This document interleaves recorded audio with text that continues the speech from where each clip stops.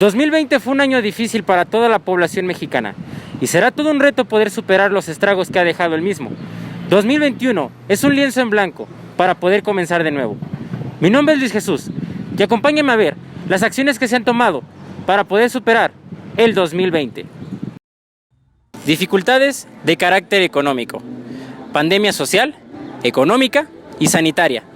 Un año difícil con una recesión económica que ha ubicado al país con un PIB por debajo del 8.5%, menos de lo que se tenía en 2019.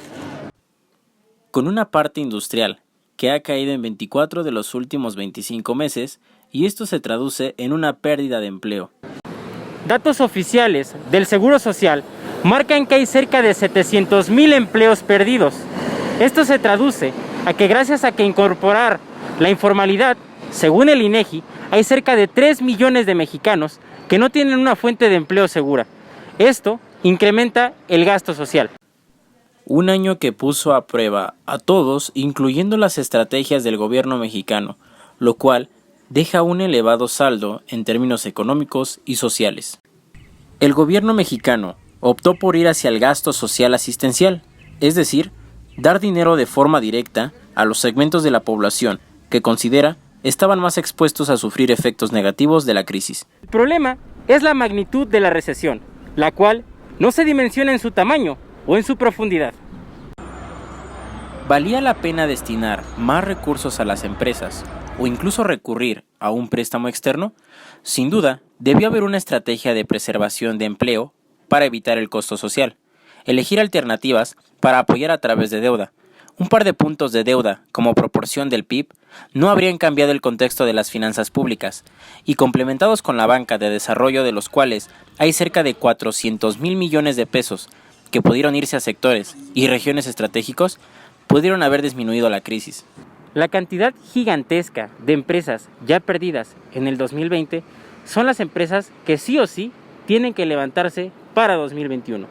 El gobierno no se dio el tiempo de reflexionar la disputa que tiene con el sector privado, y ante la recesión ya vivida, valía la pena hacer un análisis mucho más profundo. Crecimiento en términos de materias primas e inversiones que buscan ir hacia donde se dan mayores rendimientos, en el caso de los bonos del gobierno mexicano, que siguen estando por arriba de lo que da la Reserva Federal. Y en precosto, el fortalecimiento del peso a principios de 2021, en realidad es un debilitamiento intencional del dólar por parte de sus autoridades económicas. Más allá de reflejar lo atractivo de la economía mexicana, refleja lo atractivo de generar intereses que en otros lugares del mundo no se obtendrían. Por otro lado, el presupuesto público para 2021 da un piso, pero no da el factor de crecimiento que México requiere. Es decir, el gasto de gobierno no va a crecer en términos reales para 2021. Más bien, el gobierno mexicano decide ir con un presupuesto similar al ejecutado en 2020. Se requiere preservar los derechos laborales de los mexicanos. Hay cerca del 56% de los mexicanos que se encuentran en el sector informal, por lo cual hay que preservar los derechos y las prestaciones de los trabajadores.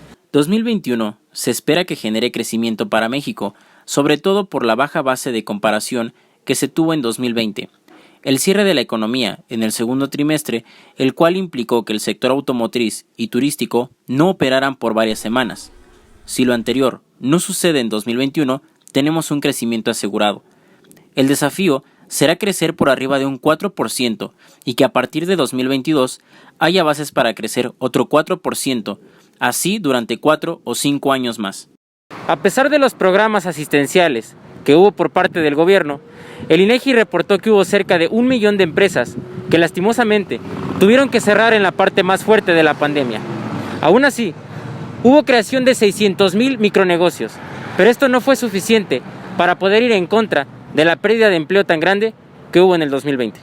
Y así concluimos este pequeño reportaje, en el cual pudimos darnos cuenta que no será nada fácil poder superar este gran desafío que se nos ha planteado a toda la sociedad mexicana. Tenemos que empezar a generar una agenda en la cual podamos permitirnos desarrollar planes a mediano y largo plazo. El país no está solo, necesita de la sociedad para poder aspirar al bienestar que busca. Mi nombre es Luis Jesús. Hasta la próxima.